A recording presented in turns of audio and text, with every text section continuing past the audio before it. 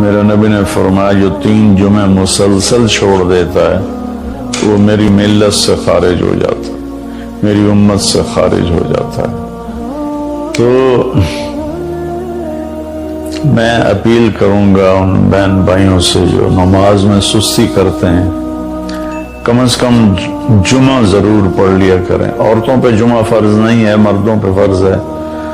تو میں کہا کرتا ہوں جو دوست ملتے ہیں جی نماز نہیں پڑھی جاتی، تو میں ان سے کہتا ہوں ایک نماز 5 میں سے طے کر لو اور ایک جمعہ طے کر دو، 2 نمازیں شروع کر دو۔ جس نے بھی اس پہ عمل کیا وہ 5 وقت کا نمازی بن گیا۔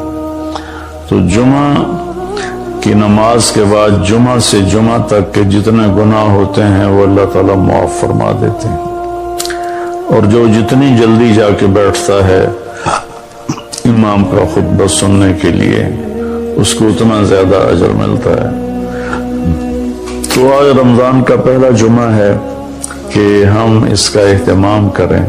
رمضان المبارک میں جنگ بدر ہوئی، 17 رمضان جمعے کا دن، اور اللہ نے قیامت کو بھی جو قائم کرنا ہے جمعے کا دن۔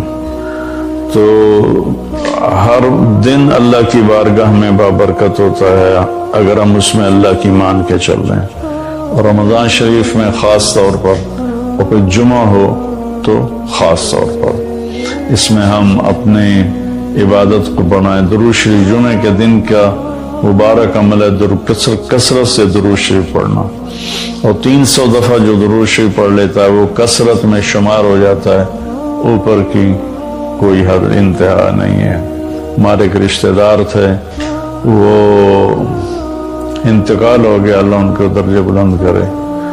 وہ روزانہ ایک دن میں 10,000 دفعہ درود شریف پڑھا کرتے تھے، ہر وقت تسبیح ان کے ہاتھ میں ہوتی تھی، اور روزانہ 10,000 دفعہ درود شریف پڑھا کرتے تھے۔ تو میرے بہن بھائیوں، میرے عزیزوں، اللہ تعالیٰ نے ہمیں ہر نماز کی بڑی اہمیت بتائی ہے، ہر نماز کی، لیکن خاص طور پر جمعے کی بڑی فضیلت ہے، اور جمعہ بھی رمضان المبارک کا ہو تو اور زیادہ وہ باعث برکت ہے، قابل رحمت ہے۔ تو روزے کا بھی اہتمام ہو اور ساری نمازوں کا اہتمام فرمائیں، کوئی باجماعت پڑھنے کی کوشش کریں، کوئی جماعت سے رہ جائے تو پھر اس کو چھوڑیں نہیں، اسے ضرور پڑھ لیں، کہ نماز کی اللہ تعالیٰ نے جتنی تاکید قرآن میں کی ہے اور کسی کی اتنی تاکید نہیں کی، اور اللہ تعالیٰ نے 10 دفعہ اقیموا الصلاۃ اقیموا الصلاۃ اقیموا الصلاۃ وآتوا الزکاۃ، تو 10-12 دفعہ اللہ نے قرآن میں براہ راست حکم کیا اقیموا الصلاۃ وآتوا الزکاۃ۔ اور ادھر اللہ پاک کی رحمت کے دروازے کھلے ہوئے ہیں، اللہ کا عرش پہلے آسمان پر ہے، جنت کے دروازے کھل چکے ہیں، جہنم کے دروازے بند ہو چکے ہیں، اور میرے نبی کا فرمان ہے کہ اگر میری امت کو پتہ چل جائے رمضان کیا ہے تو تمنا کریں گے کہ سارا سال ہی رمضان ہو، اتنی اللہ کی رحمت ہوتی۔ اللہ نے فضل فرمایا، صرف 1 مہینے کے لیے ہمیں اللہ تعالیٰ نے اس کا پابند کیا۔ تو میرے بھائی بہنوں، اس مہینے کو قیمتی بناؤ، کسی سے ہم لڑے ہوئے ہیں ہم صلح کر لیں، مرنے والے سے پوچھو کہ لڑائی کا کیا نقصان ہوتا ہے، مرنے والے سے پوچھو دنیا کی دوڑ کا کیا نقصان ہوتا ہے، مرنے والے سے پوچھو ماں باپ کی نافرمانی کا کیا انجام ہوتا ہے۔ امام بخاری رحمۃ اللہ علیہ نے ایک واقعہ نقل کیا ہے کہ ایک گاؤں میں ایک نوجوان کو دفن کیا گیا، تو عصر کے بعد اس کی قبر پھٹتی اور وہ قبر سے نکلتا، اور اس کا چہرہ گدھے کا ہوتا تھا، اور وہ 3 دفعہ گدھے کی آواز میں آواز نکالتا تھا، پھر وہ قبر میں گرتا تھا، قبر مل جاتی تھی۔ تو لوگوں نے اس کی ماں سے پوچھا کہ یہ کیا چکر ہے؟ تو اس کی ماں نے بتایا کہ شرابی تھا، شراب پیتا تھا، تو میں اسے روکتی تھی نہ پیا کر، تو آگے مجھے کہتا تو کیا گدھے کی طرح آوازیں نکالتی رہتی ہے، مجھے نہ سنایا کرو۔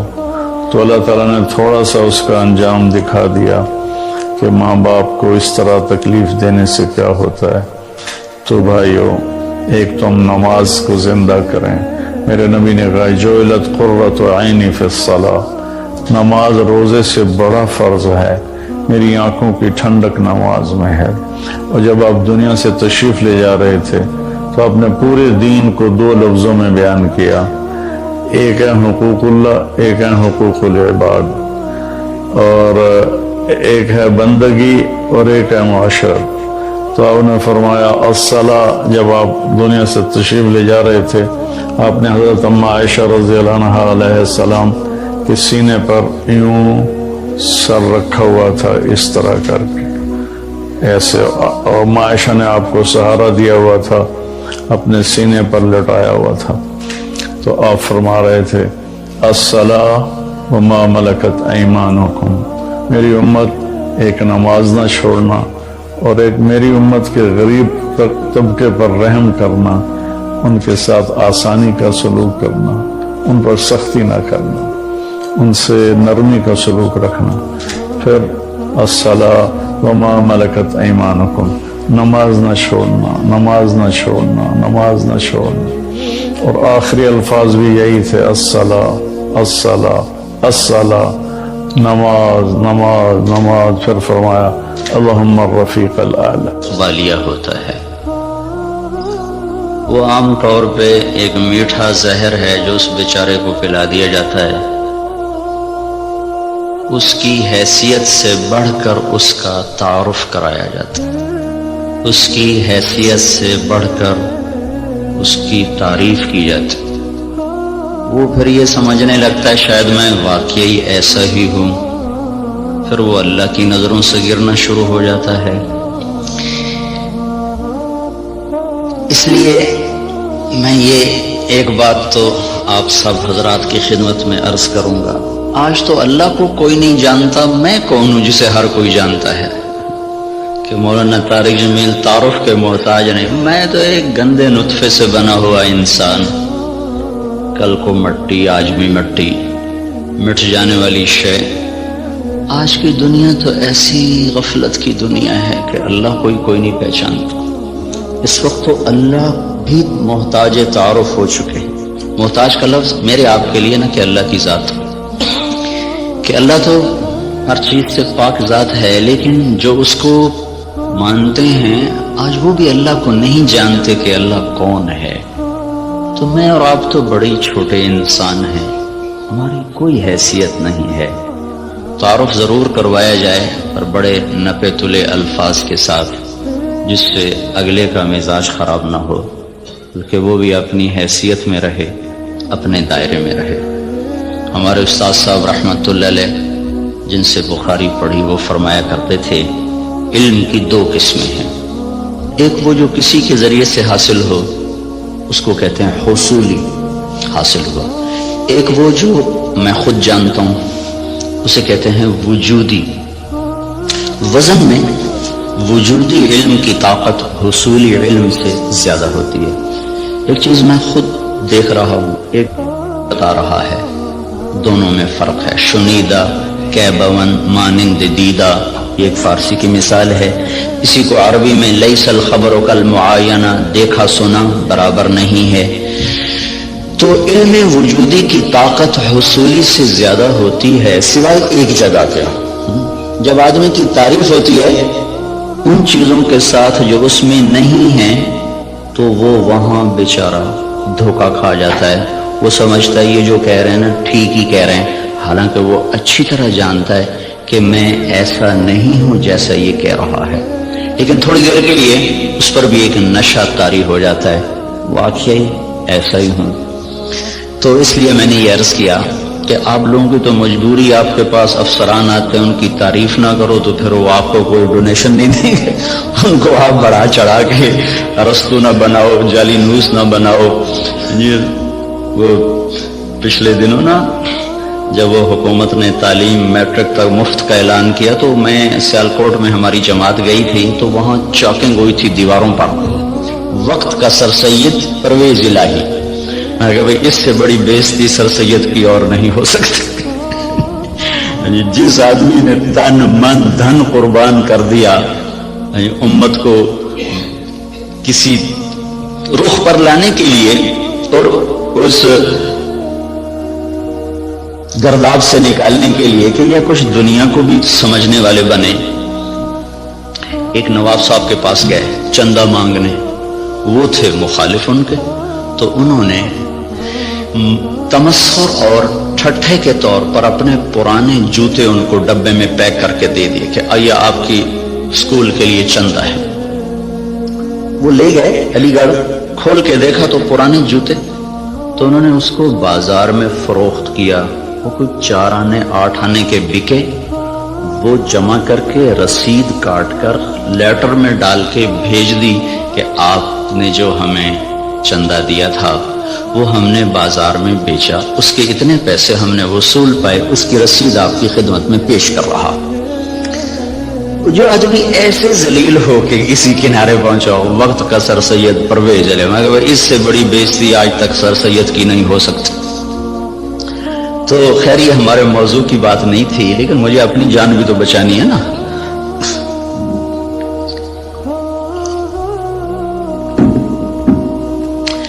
اللہ تبارک و تعالیٰ نے ہمیں ایک ذہن دیا ہے۔ اس وقت ذہن یہ ہے کہ ہم اپنی محنت کا کماتے ہیں، محنت کا کھاتے ہیں، جو کماتے ہیں جو مرضی کریں، یہ ایک ذہن جس کو ہم سرمایہ داری کا نظام کہتے ہیں۔ یہ 1925 میں ایک شخص پیدا ہوا تھا وہاں گلاسکو کا،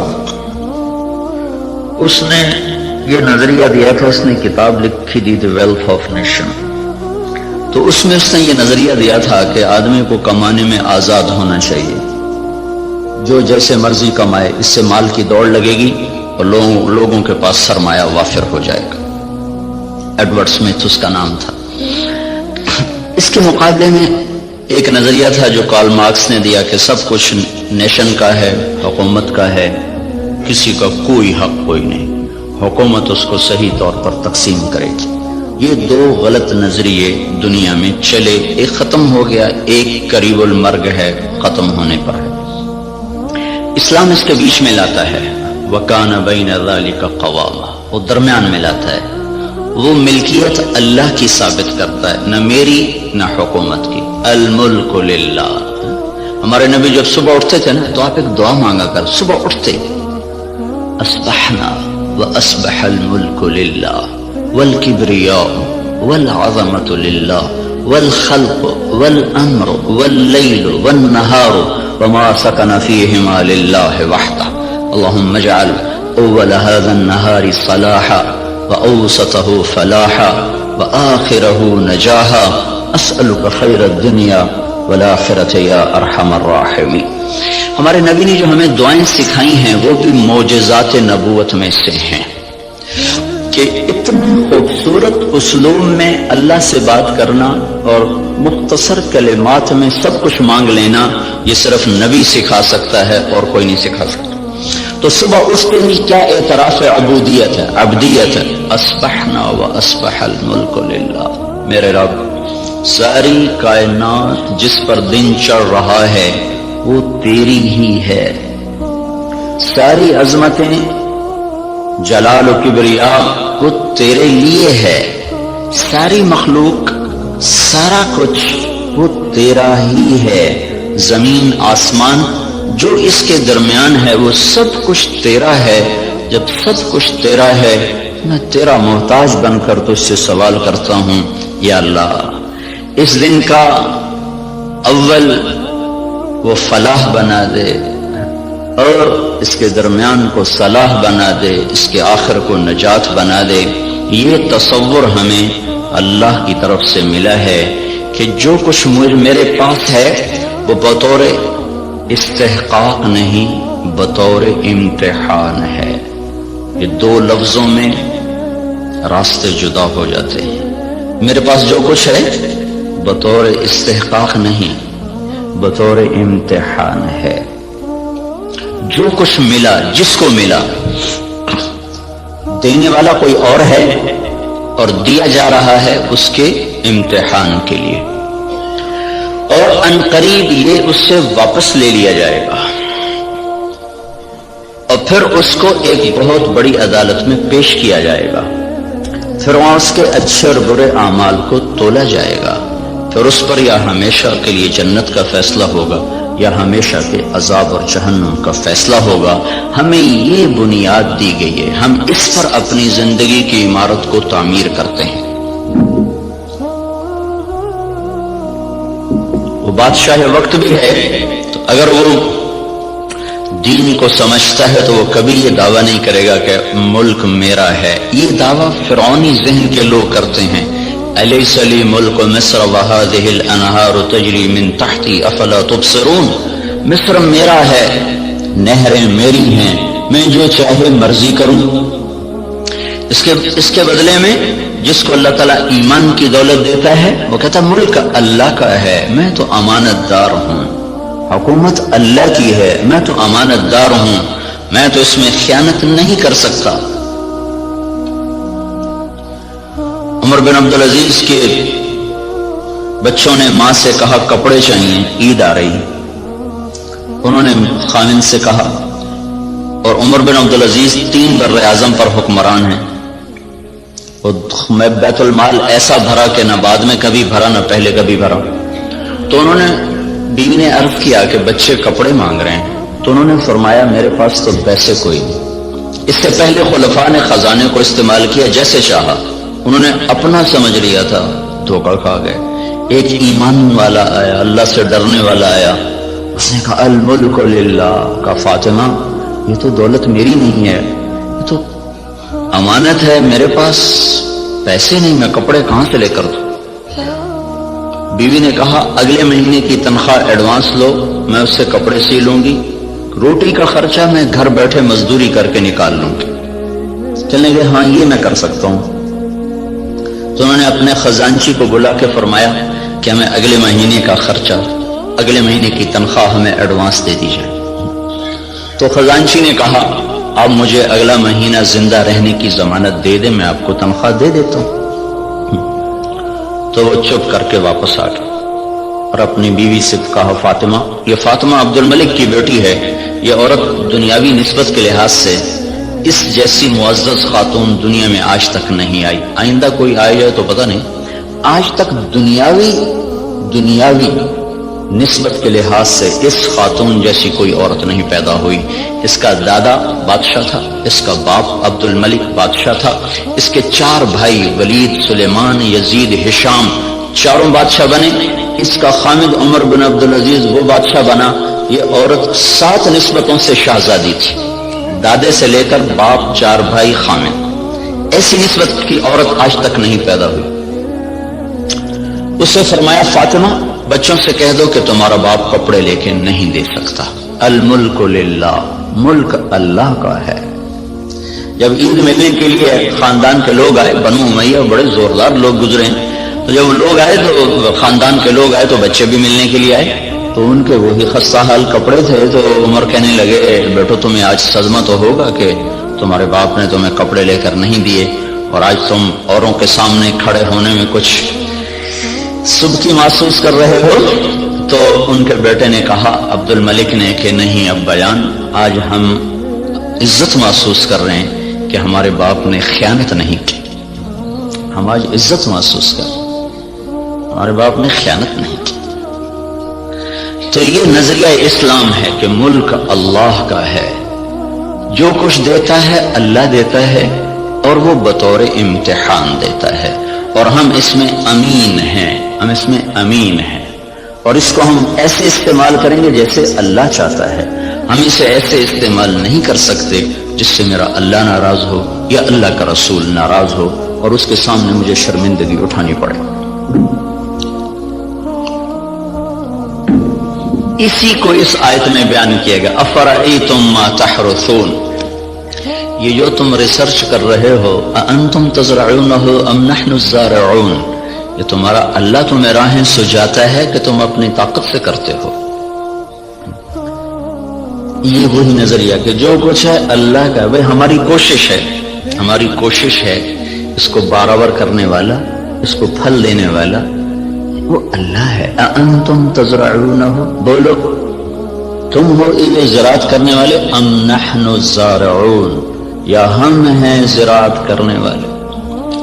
ان اللہ فالق الحب والنوا، کسی سائنسدان میں یہ طاقت ہے کہ زمین میں پڑے ہوئے دانے کو پھاڑ کے دکھا دے؟ کسی میں یہ طاقت ہے کہ وہ جڑوں کو اپنے حکم کے ساتھ چلانا شروع کرے، وہ تنے کو اپنی طاقت سے اٹھانا شروع کرے؟ کسی میں یہ طاقت ہے کہ وہ زمین کی رگوں سے غذا کو سمیٹ کر درخت کو پہنچائے اور پھر اس کے اندر رنگ بھرے، اس کے اندر ذائقے بھرے، اس کے اندر مٹھاس بھرے اور اس کے اندر تاثیرات کو بھرے، اس کے اوپر چھلکے کو لائے، کسی کو کاشوں میں بھر دے، کسی کو دانوں میں بھر دے، کسی کو میں گٹھلی بنا دے، کسی کو میں مٹھاس ڈال دے، کسی میں کھٹاس ڈال دے؟ تو آسمان والا دعویٰ کر رہا ہے لو نشاء لجعلناہ حطاما، میں چاہوں تو تمہاری کھڑی کھیتیوں میں سے پھل کھینچ دوں اور کھڑی کو بھوسا بنا دوں، فظلتم تفکرون، بیٹھے باتیں کرتے رہ جاؤ۔ انا لمغرمون، ارے قرضے چڑھ گئے بھائی، بل نحن محرومون، بلکہ سب کچھ چھپ گیا، مول ہی گیا۔ تو یہ ہمیں نظریہ قرآن دیتا ہے کہ ہم جو کچھ کرتے ہیں وہ اللہ کی امانت ہے، تائید ربانی شامل حال ہے، اللہ کا ہم ساتھ ہے، تب یہ قدم ہمارے اٹھتے ہیں۔ اس نظریے والے کی تحقیق اور ریسرچ پر بھی وہی کچھ ہوتا ہے جو ایک کافر کی ریسرچ پر ہوتا ہے۔ تو فرق کیا ہے اس نظریے کے ساتھ ایوب ریسرچ آنا اور اللہ کے انکار کے ساتھ کسی لیبارٹری میں جانا؟ نتیجہ تو دونوں کو اللہ دے دیتا ہے، اس کو بھی دے دیتا ہے، اس کو بھی دے دیتا ہے۔ تو لیکن اس کا فرق کیا ہے؟ اس کا فرق پڑتا ہے عملی زندگی میں کہ جو آدمی اپنا سب کچھ کر کے چلتا ہے پھر وہ آزاد ہو کے چلتا ہے، وہ اپنی ترتیب زندگی میں نہ اللہ کو پہچانتا ہے نہ اس کے رسول کو پہچانتا ہے، اور جو اسے اللہ کی امانت سمجھ کے چلتا ہے اس کی ترجیحات تبدیل ہو جاتی ہے، وہ اللہ اس کے رسول کو سامنے رکھ کر چلتا ہے اور وہ آخرت میں جواب دہ ہونے کے احساس سے چلتا ہے۔ یہ دو سوچ ترجیحات کو تبدیل کر دیتی ہے، ان کی سوچ اور طرف چلی جاتی ہے، وہ حرص و ہوس کے بندے بن جاتے ہیں، اللہ اس کے رسول سے غافل ہو جاتے ہیں۔ یہ قدم قدم پہ لرز لرز کے چلتا ہے، کانپ کانپ چلتا ہے۔ یہ عملی زندگی میں پھر یہ نظریہ طاقتور بن کے انسانیت کو صحیح رخ پر لاتا ہے، جو آپ کے ڈاکٹر صاحب نے فرمایا کہ ہم ذلت و پستی کا شکار ہیں۔ وجہ دین سے دوری ہے، دین سے دوری کی وجہ نظریات کمزور ہو چکے ہیں، تصورات کی دنیا میں اللہ نہیں بس رہا، اللہ کا رسول نہیں بس رہا، جنت اور جہنم کا تصور موجود نہیں ہے، اس لیے قدم بہک گئے، راستوں سے بھٹک گئے، ترتیب ساری الٹی ہو کے رہ گئی۔ تو اللہ تعالیٰ ہمیں یہ ذہن دیتا ہے تم اگاتے ہو کہ اللہ اگاتا ہے۔ جہاں آپ کی ساری زراعت فیل ہو جائے، انس رضی اللہ تعالیٰ عنہ کو ان کی ماں لے کر آئیں، یا رسول اللہ آپ کا بچہ ہے، آپ کی خدمت کرے گا، اس کے لیے دعا کرنا۔ تو آپ نے فرمایا اللہم بارک لہ فی عمرہ ومالہ، اللہ اس کے مال میں عمر میں برکت دے دے۔ تو انس رضی اللہ عنہ فرمایا کرتے تھے کہ اللہ تعالیٰ نے مجھے اتنی زندگی دے دی کہ اب میں زندگی سے تنگ آ گیا، اللہ کے نبی نے لمبی عمر کی دعا دی۔ ساری دنیا میں کھجور کا پھل سال میں ایک دفعہ پھلتا ہے، کھجور کا درخت، لیکن انس رضی اللہ تعالیٰ عنہ کا باغ سال میں 2 دفعہ پھل دیتا تھا۔ وہ گرمی میں بھی پھل لیتا تھا، سردیوں میں بھی پھل لیتا تھا، نہ ٹیکنالوجی تھی نہ سائنس نہ کچھ، صرف اللہ کے نبی کی دعا تھی کہ یا اللہ اس کے رزق میں برکت عطا فرما۔ تو ان کے پھل سال میں 2 دفعہ آتے تھے۔ وہ کھجور تو ویسے ہی بہت دیر کے بعد پھل لیتی ہے۔ سلمان فارسی آئے کہ یا رسول اللہ آزادی تو ملی پر نہ ملنے کے برابر کا، کیوں؟ کہ وہ یہودی نے کہا ہے 100 پودے کھجور کے لگاؤ، جب وہ پھلدار ہو جائیں تو تمہیں آزاد کروں گا۔ اب کھجور جلدی پھل لینے میں آ جاتی ہے، وہ تو وہی دور تھا جو پرانے زمانے کی کھجوریں تھی جو چل چل چڑھ چڑھ کوئی 10 سال کے بعد پھل دینا شروع کرتی تھی۔ تو میری آزادی تو پھر نہ ہونے کے برابر. اچھا چلو مجھے لے چلو. 3-4 سال پہلے وہ جگہ میں دیکھنے گیا تھا جہاں وہ باغ تھا. انہوں نے باڑ لگائی ہوئی ہے اس کے چاروں طرف. باغ تو نہیں ہے وہ خالی جگہ پر ہے وہاں موجود. تو آپ نے کھجور اٹھاتے اور لگا دیتے, کھجور اٹھاتے لگا دیتے. سال کے اندر اندر ساری کھجوریں بڑھ کے پھل دینے لگی. صرف 1 سال. ایک کھجور اٹک گئی. یا رسول اللہ ایک کھجور نہیں اٹکی. کیا ہوا؟ تو حضرت عمر بولے یا رسول اللہ وہ میں نے لگائی تھی. کہ تیرا بھلا تو نے کیوں لگائی تھی؟ پھر آپ تشریف لے گئے. پھر آپ نے اپنے ہاتھ سے لگایا. سال کے اندر وہ پھلدار ہو گئی. اب یہاں ساری سائنس بھی فیل ہے, ٹیکنالوجی بھی فیل ہے. انتم تزرعونہ ام نحن الزارعون. تم اگاتے ہو کہ تمہارا اللہ اگاتا ہے. تم زراعت کرتے ہو کہ تمہارا اللہ کرتا ہے. زراعت کو پانی کے ساتھ جوڑا ہے تو اللہ تعالیٰ فرمایا افرأیتم الماء الذی تشربون انتم انزلتموہ من المزن ام نحن المنزلون. یہ پانی تم بارش کا برساتے ہو کہ تمہارا اللہ برساتا ہے. بارش نہ ہو تو آپ مجھ سے زیادہ جانتے ہیں کہ زمین کا پانی, دریاؤں کا پانی وہ تاثیر نہیں رکھتا جو اللہ نے بارش کے پانی میں تاثیر رکھی. زندگیوں کو زندگی مل جاتی ہے. وَتَرَى الْأَرْضَ حَامِدًا وَتَرَى الْأَرْضَ خَاشِعًا. 2 لفظ قرآن استعمال کرتا ہے. زمین کو دیکھو وہ ایسے پھٹی پڑی ہوتی ہے, حامدہ, اس کا ظاہر ختم ہو چکا ہوتا ہے. وَتَرَى الْأَرْضَ خَاشِعًا. اندر باہر سے زمین برباد ہوتی ہے. تو پھر ایک دم اللہ تعالیٰ آسمان سے پانی برساتا ہے. جب آسمان سے پانی اترتا ہے اہتزت وربت وانبتت من کل زوج بہیج. تو بارش سے زمین وجد میں آ جاتی ہے, رقص میں آ جاتی ہے. اہتزت جیسے خوشی سے لوگ جھومنے لگتے ہیں, ایسے جب تمہارا رب آسمان سے بارش برساتا ہے تو زمین خوشی سے جھومنے لگتی ہے کہ اللہ تعالیٰ اس میں وہ کچھ اتارتا ہے جو انسان کے بس میں نہیں ہے. تو زراعت کے نیچے پانی کو اللہ تعالیٰ لے کر آئے کہ یہ تم نے اتارا کہ تمہارے رب نے اتارا. لو نشاء جعلناہ اجاجا. اگر میں چاہوں تو دنیا کے سارے میٹھے پانی کو کڑوا کر دوں تو پھر کیا کرو گے؟ کہاں سے لاؤ گے پانی؟ تو آج کل تو ٹیکنالوجی کا دور ہے نا, کوئی کہہ سکتا ہے کہ ہم پلانٹ لگا لیں گے, میٹھا بنانا شروع کر دیں گے, پانی میٹھا شروع کر دیں گے. تو اسی ذہن کے لیے اللہ تعالیٰ نے ایک آیت اور اتاری ہوئی ہے. قل ارأیتم ان اصبح ماؤکم غورا فمن یاتیکم بماء معین. مجھے بتاؤ جب میں تمہارا پانی بھی ختم کر دوں تو کہاں سے لاؤ گے؟ ویسے ہی ختم کر دے. ان اصبح ماؤکم غورا. ایک قلعہ فتح نہیں ہو رہا تھا ملک شاہ کے زمانے میں, لمبا زمانہ گزر گیا, قلعہ نہیں فتح ہوا, پہاڑی پر تھا. ایک صبح اٹھے تو سارے شہر والوں نے سفید جھنڈے لہرائے ہوئے دروازے کھول دیے. کیا ہوا بھائی؟ رات کو نظام الملک جو وزیر تھا, وزارت کے لحاظ سے شہرت پانے والوں میں اسلامی تاریخ میں نظام الملک کا نام قیامت تک رہے گا. بہت اعلیٰ درجے کی صفات کا حامل اور ایسی وزارت کی کہ آج تک اس کی مثالیں دی جاتی ہیں. وہ سالار لشکر تھا. جب وہ تنگ آ گیا نا تو اس نے رات کو اٹھ کے دعا کی, یا اللہ ہم سے نہیں فتح ہو رہا, تو راستہ کھول. صبح قلعے کے دروازے کھول کے لوگ نیچے اتر آئے. کہا یہ ہم ہتھیار ڈالتے. کیا ہوا؟ کہ رات میں سارے شہر کا پانی خشک ہو گیا, ایک قطرہ پانی کوئی نہیں, ایک بوند پانی کوئی نہیں. دھس ان اصبح ماؤکم غورا. پانی کو دھسا دوں, کہاں سے لاؤ گے؟ اور دھنسے کو نکال دیں. حدیبیہ پر جب پہنچے 1400 آدمی, کنواں خشک, وہ پانی ختم. وہ تو حادثہ پیش آ گیا کہ انہوں نے اندر جانے سے روک دیا. وہ تو مکے جانے کی تیاری کر آئے تھے, راستے میں روک دیے گئے, پانی ختم ہو گیا. تو یا رسول اللہ پانی ختم ہے, کیا کریں؟ تو آپ نے کہا کوئی تھوڑا بہت ہو تو لاؤ. تو ایک آدمی تھوڑا سا پانی لے کر آیا, تو آپ نے منہ میں ڈال کے خشک کنویں میں کلی کی تو کنویں کا پانی ابلتا ہوا باہر اٹھتے اوپر تک آ گیا.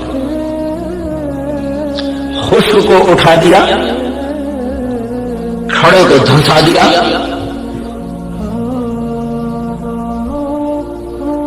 ایک شخص جا رہے ابو الحسن نام مجھے پوری طرح یاد نہیں. راستے میں تھے, جنگل میں پیاس لگی, پانی کی تلاش میں کنویں پر پہنچے، دیکھا تو پانی نیچے، تو انہوں نے اپنے موزے کو اتارا، جوتے کو اتارا، وہ لمبا جوتا ہوتا تھا، اس کو پگڑی سے باندھ کر نیچے لٹکایا تو پانی نیچے تھا، وہاں تک جوتا نہیں جا سکا، تب پریشان ہو کے بیٹھ گئے، اب کیا کروں، پیاس سے جان جا رہی۔ اتنے میں کہ ہرن دوڑتا ہوا آیا، اس نے آ کر تیزی کے ساتھ پہلے یوں نیچے نظر دوڑائی تو پانی بہت نیچے، پھر سیدھا ایسے آسمان کو دیکھا، یوں دیکھنا تھا کہ پانی فوارہ مارتا ہوا منڈیر کے ساتھ آ کے لگ گیا۔ تو اس نے پیا، انہوں نے بھی پیا، تو ان کو دل میں خیال آیا یہ کیا چکر ہے، یہ جانور اس کے لیے اتنا اکرام اور میں انسان اور ایمان والا، میرے لیے تو یہ ہوا نہیں، جانور کے لیے جو ہو گیا۔ تو ایک آواز سنی تو رسی اور ڈول کے سہارے ڈھونڈتا رہا، اس نے سیدھا اپنے رب کو پکارا، اللہ پکارنے والوں کی ایسے ہی سنتا ہے۔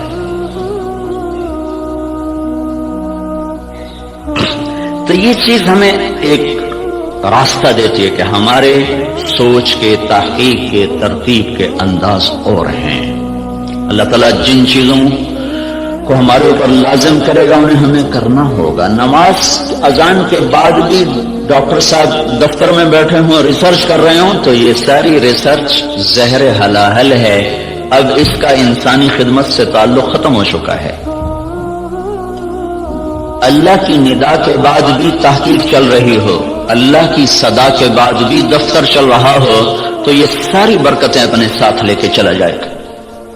اب ہمارے لیے حکم ہے بند اذان باہر دینے کا حکم ہے، مسجد کے اندر اذان دینا مکروہ ہے، باہر۔ بلال رضی اللہ تعالیٰ عنہ مسجد کے ساتھ ایک کوٹھا تھا، ایک صحابی کا گھر تھا، اس کی چھت پہ چڑھ کے اذان دیا کرتے تھے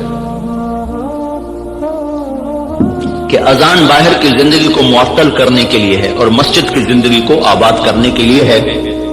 حی علی الصلاۃ کے بعد اب نہ کوئی دکاندار، نہ کوئی تاجر، نہ زمیندار، نہ کوئی مرد، نہ کوئی عورت، جو جہاں پر ہے اسے حکم ہے کہ ہاتھ اٹھا لے اور چلے اس رب کی طرف جو کہہ رہا ہے حی علی الصلاۃ، آؤ نماز کی طرف۔ یہاں کیا ملے گا؟ یہاں تو ہم بہت کچھ کام کر رہے ہیں، لوگوں کی خدمت کر رہے ہیں، ریسرچ کر رہے ہیں، یہاں کیا ملے گا؟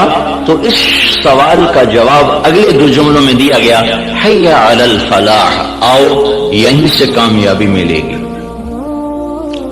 میں چند دن پہلے گیا تھا، ذرا یونیورسٹی وائن کو قصہ سنایا تھا، ابن سینا رحمت اللہ علیہ، وہ طب کی دنیا میں یعنی نبی کہلاتے ہیں کہ ان پر طب کا الہام ہوتا تھا۔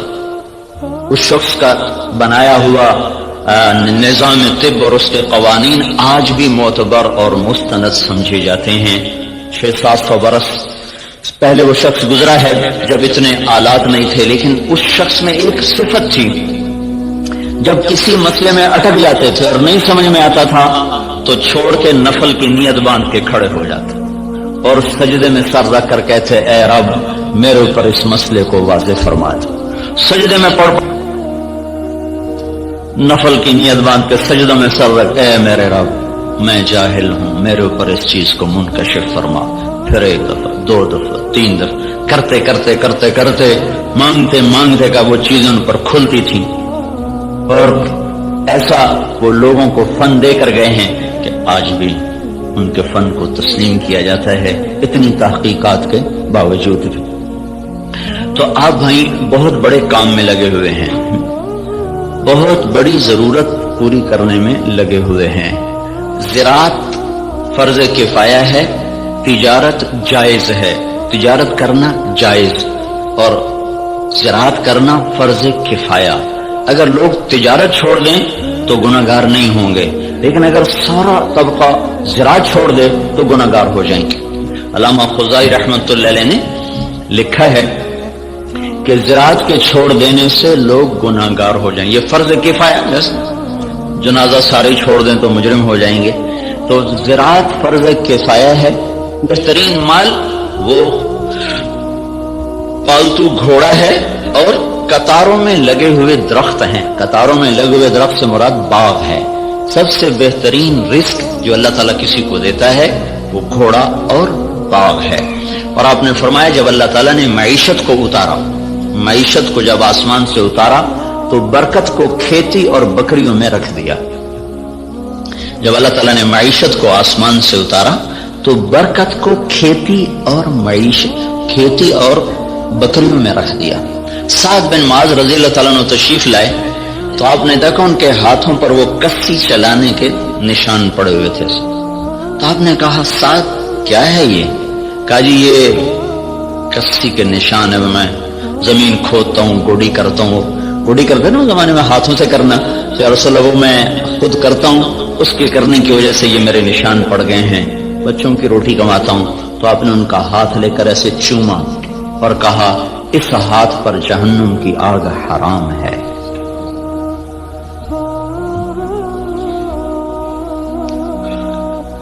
تو آپ ایک بہت بڑے شعبے سے منسلک ہیں جو، اور اللہ تعالیٰ کے محبوب صلی اللہ علیہ وسلم کو باغ بہت پسند ہے. آپ اکثر جا کر انصار مدینہ کے باغ میں بیٹھا کرتے تھے. معاویہ رضی اللہ تعالیٰ عنہ سے کسی نے پوچھا، ایک بدو سے پوچھا تجھے کون سا مال پسند ہے؟ کہنے لگا چشمہ ہو عین خوارہ وعرض خرارہ، چشمہ ہو ابلتا ہوا، زمین ہو سرسبز، اور نعجۃ صفراء فی قطعۃ خضراء، یا بکریاں ہوں اور ساتھ سرسبز چراگاہ ہو، یا کھجوروں کا باغ ہو اور اس کی چھاؤں ہو. تو کہنے لگے اللہ کے بندے سونے چاندی کا تو نے ذکر ہی نہیں کیا. انہوں نے کہا امیر المومنین دفع کرو، یہ بھی کوئی چیز ہے، خرچ کرو تو ختم ہو جائیں، نہ کرو تو پتھر کی طرح پڑے رہیں. تو اللہ تعالیٰ کے محبوب صلی اللہ تعالی علیہ وسلم نے ان ہاتھوں کو چوما کہ ان پر جہنم کی آگ حرام ہے. اور معاویہ رضی اللہ تعالیٰ عنہ اتنی بڑی زراعت تھی کہ ان کے کھیت میں 5 لاکھ من گندم ہوتی تھی. جس زمانے میں یہ ایسی اقسام تیار نہیں ہوئی تھیں کہ جو ایکڑ میں 50 من ہو اور ایکڑ میں 60 من ہو. وہ ایک پرانی ہم نے بھی تھوڑی سی رکھی ہوئی ہے باپ دادے کی 591، وہ بس ہم اپنے کھانے کے لیے 2 ایکڑ کاش کر لیتے ہیں، 15-20 من 1 ایکڑ سے وہ ہوتی. یہ اقسام نہیں تھی اور اس کے باوجود 5 لاکھ من گندم ان کے فارم سے نکالی جاتی تھی. اور عمر رضی اللہ تعالیٰ عنہ جب خلیفہ بنے تو انہوں نے اپنے ساتھ تھوڑا بہت اپنا کام کرتے تھے، تو چلتے چلتے چلتے ان کی سالانہ جو آمدن تھی وہ 40,000 اونٹ تھے. 40,000 اونٹ عمر رضی اللہ تعالیٰ عنہ کے سارا سال وہ چراگاہوں میں چرتے رہتے تھے اور روزانہ 20 اونٹ ذبح کر کے مہمانوں کو کھلایا کرتے تھے. اور خود مہینے میں 1 دن گوشت کھاتے تھے، اپنی ذات کے لیے مہینے میں 1 دن گوشت، اور مہمانوں کے لیے روزانہ کا دستور تھا. 20 اونٹ روزانہ ذبح ہوتے تھے اور لوگوں کو کھلایا جاتا تھا. تو اب یہ تحقیق اور ریسرچ تو سب کچھ ہے اور بڑی جان بھی لگ رہی، اور خود ہم دیکھ رہے ہیں کہ ہماری 5 من کپاس ہوتی تھی، اب وہی 30 من ہو رہی ہے، 35 من تک چلی جاتی ہے. ہماری 15-20 من گندم ہوتی تھی، وہ 60 من تک خود میرے اپنی زمین میں نکلی ہے. اوسط کے لحاظ سے تو نہیں، لیکن 2, 4, 10 ایکڑ ایسے ہر دفعہ دیکھے کہ ان پہ 60 من تک گندم چلی گئی، 100 من تک مکی چلی گئی ہے. لیکن وہ جو ڈاکٹر صاحب نے بات کی تھی کہ ذلت تو ساتھ نہیں چھوڑ رہی، وہ تو اسی طرح چھائی ہوئی ہے. اتنی فراوانی کے باوجود ذلت سروں سے جائی نہیں رہی کہ اس کے لیے ایک اور نظام ہے، اس کے لیے اور اسباب ہیں. اس ریسرچ اور تحقیق و تدقیق کے ساتھ ایک نظام اور ہے، وہ ہے اللہ اس کے رسول کی پسندیدہ ترتیب زندگی کو بھی سیکھنا اور اس کو بھی اپنی زندگی میں شامل کرنا اور اس کو لے کر ساری دنیا میں پھرنا. اس امت کا جو کام ہے وہ ساری دنیا کے انسانوں کو اللہ کا تعارف کروانا اور اللہ کے دین کی طرف بلانا ہے. وہ پہلو ہمارا بالکل خالی ہو گیا.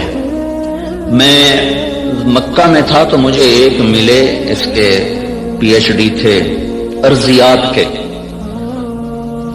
ایک جگہ کھانے پہ ان سے ملاقات، وہ مجھ سے کہنے لگے آپ کے پاکستان کی جو زمین ہے ساری دنیا میں ایسی زمین کسی ملک کے پاس نہیں ہے جو اللہ تعالیٰ نے قدرتی اس کے اندر صفات رکھی ہیں، دنیا کے کسی خطے میں یہ صفات موجود نہیں۔ میں نے کہا آپ کی بات درست ہے کہ لیکن ایک اور ہمیں وائرس لگ گیا ہے جس نے ہماری ہر شے کو برباد کر دیا ہے، وہ بددیانتی اور خیانت کا وائرس ہے جو جان نہیں چھوڑ رہا۔ امریکن سنڈی بھی مر گئی اور کپاس کے وائرس کا بھی علاج ہوگا۔ تو بیوٹی کپاس میں نے اس دفعہ 10 ایکڑ کاشت کی تجربے کے طور پر، جس پر سنڈی ویسے ہی نہیں آئی، وہ نہیں آئی، ہم نے 10 ایکڑ کاشت کیا تجربے کے طور پر، اس پر سارے سیزن میں کوئی سنڈی کا اٹیک نہیں ہوا سوائے لشکری سنڈی کے۔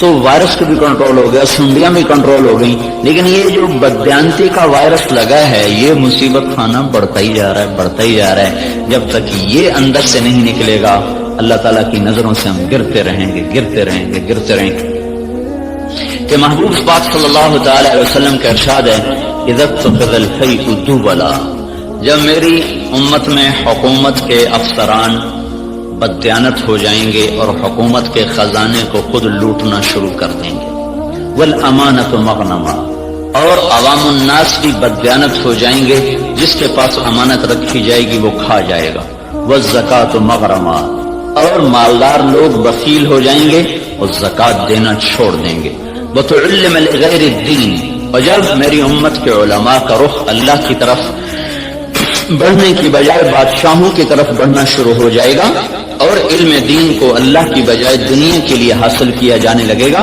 وَأَطَاعَ الرَّجُلُ زَوْجَتَهُ، اور لوگ بیویوں کے فرما بردار ہو جائیں گے، وَعَقَّ أُمَّهُ، اور ماؤں کے نافرمان ہو جائیں گے، اور ادنا صدیقہ، دوست کو دیکھ کر باہیں پھیلا کر گلے سے لگائیں گے، وَأَقْصَى أَبَاهُ، باپ کو دیکھ کر ان کو دھکا دے کے راستے سے ہٹا دیں گے، وَصَادَ الْقَبِيلَةَ فَاسِقُهُمْ، قبیلے کا سردار نافرمان ہوگا، وَأُكْرِمَ الرَّجُلُ مَخَافَةَ شَرِّهِ، ایک دوسرے کو اکرام کر کے بھی آپس میں بغض رکھا ہوا ہوگا، مسکرا کر بھی ملنا ہوگا، اندر میں نفرت بھی ہوگی، ایک دوسرے کے شر سے بچنے کی ہر ایک کی نیت ہوگی، وَكَانَ رَئِيسُ الْقَوْمِ أَرْذَلَهُمْ، بڑے بڑے کلیدی عہدوں پر نکمے لوگوں کو بٹھا دیا جائے گا، نااہل لوگوں کو بٹھا دیا جائے گا، وارتفعت الاصوات فی المساجد، مسجدوں میں لڑائیاں شروع ہو جائیں گی اور فرقہ واریت کی آگ بھڑک اٹھے گی، وظہرت القینات والمعازف، اور گانے والیاں معزز اور محترم ہو جائیں گی اور گانے والیاں عام ہو جائیں گی، اور موسیقی چاروں طرف پھیل جائے گی